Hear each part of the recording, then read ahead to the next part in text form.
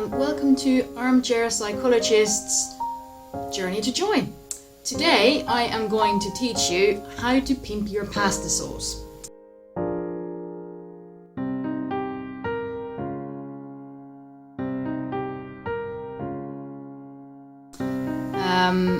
You might question whether it's worth going through so much effort just to spice up something that already tastes quite nice. And my honest answer is that it probably isn't worth it. You're not doing it for that. You're doing it because it's fun and it brings more joy to your life. If you're going to make a really nice pasta sauce, you might as well do it from scratch. It's not very much more effort, to be honest.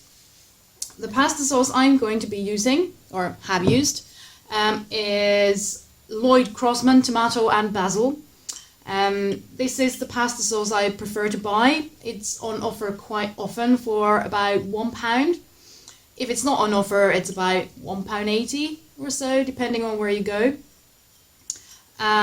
This one appears to have 61% of tomato, tomato puree, garlic, 2.6% of basil, sugar, sunflower oil, extra virgin olive oil, sea salt, concentrated lemon juice, and ground black pepper.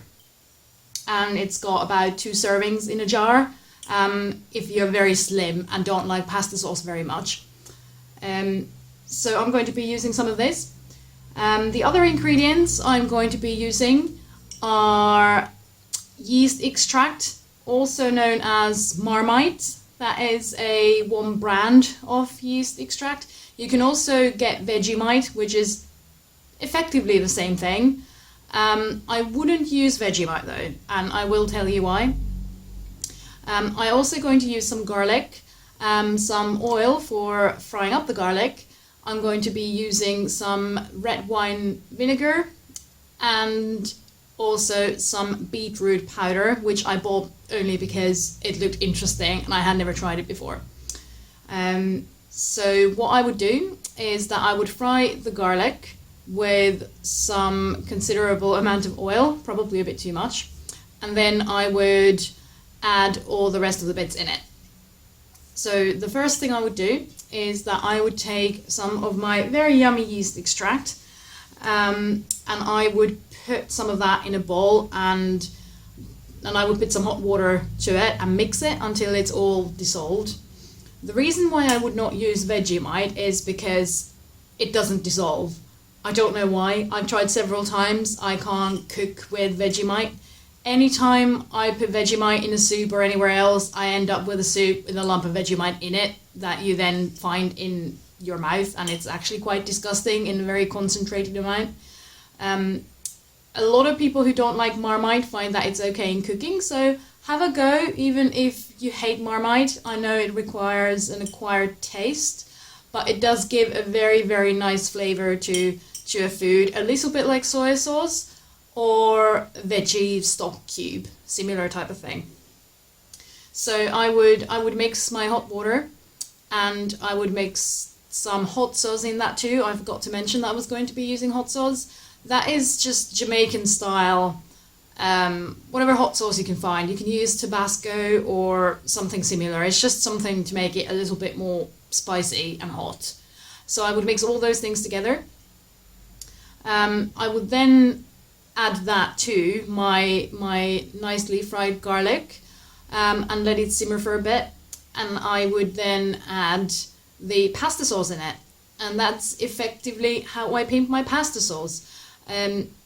Making your own pasta sauce from scratch would be pretty much the same, except that instead of the ready-made pasta sauce, you would just take tinned tomatoes and maybe some passata and some tomato puree and mixed all those things and used exactly the same flavorings.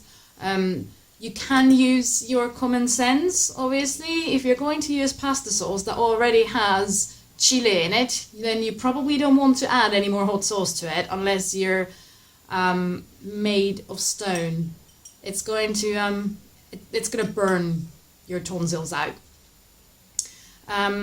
If you make your pasta sauce from scratch, you're going to end up with a lot more pasta sauce, so it's a lot more cost effective. But this is the way I like to do it. As you may have noticed, when I mixed all my ingredients together, I don't in general measure them in any way. I poured in a random amount of vinegar, maybe 2 tablespoonfuls.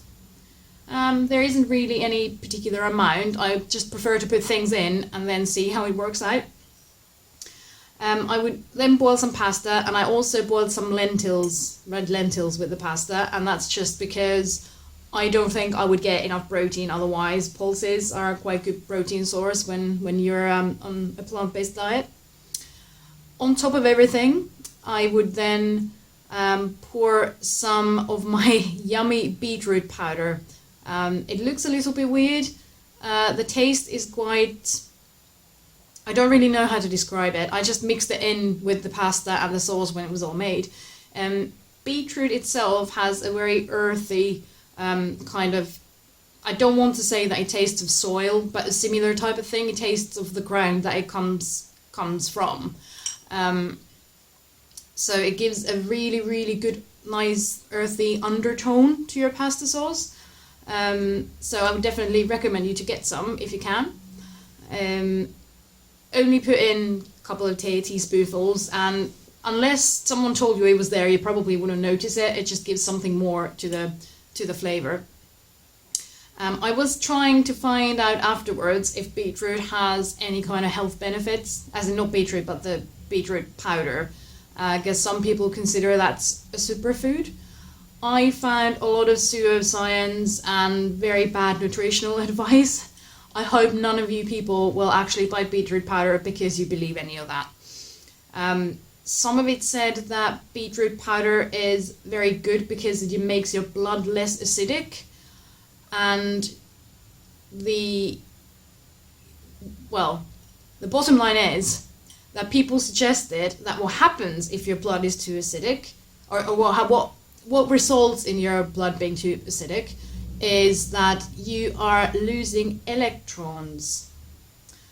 If you've ever done any chemistry whatsoever, you know that atoms are made of, electrons are a part of the atoms. And if you're starting to spontaneously lose loads of electrons, that means that your atoms will effectively disintegrate. You would disappear in the air as a puff of smoke. Unless you know loads of people who have spontaneously combusted, then you might guess that this probably isn't going to be true. Also, if your blood is very acidic, you would die. That's it. So if you're still alive, there's a good chance your blood is not acidic. So that's not a good reason to buy beetroot powder. A good reason would be, though, that it does have, apparently, quite a lot of minerals. And again, I would encourage anyone to get your minerals from your food rather than from supplements. That's what I prefer to do anyway. Beetroot powder also gives very nice color to things. Not to pasta sauce, because that's red already. You can't see the color, but if you're ever going to make anything else, then it'll make your food look really nice and rich. After mixing all this together, I would add some seaweed on top of it, because that is, there's already some salt in this pasta sauce, but I didn't add any salt to it. I believe that you do need a lot of sodium in your diet, a reasonable amount, because that is, your nerve function requires sodium. And if you don't eat any ready-made foods, you don't eat any fake fake salami and things like that, then your food will be quite low in sodium naturally. So I prefer to have lots of seaweed because that kind of compensates for it. It's got some sodium, so I don't have to add that to the food. But it also has a lot of calcium and iodine and all the other things I want. And then I finished off my wonderful pasta sauce with sprinkling some nutritional yeast on top of it, which is something that I absolutely love, and gives it a bit more sort of, I wouldn't say cheesy flavor. It's not cheesy. It's just closest you can really get to cheese if you want to put something on top of pasta. And that is how I pimp my pasta sauce. And like I said, it's probably not worth the effort, but it is really tasty. So have a go.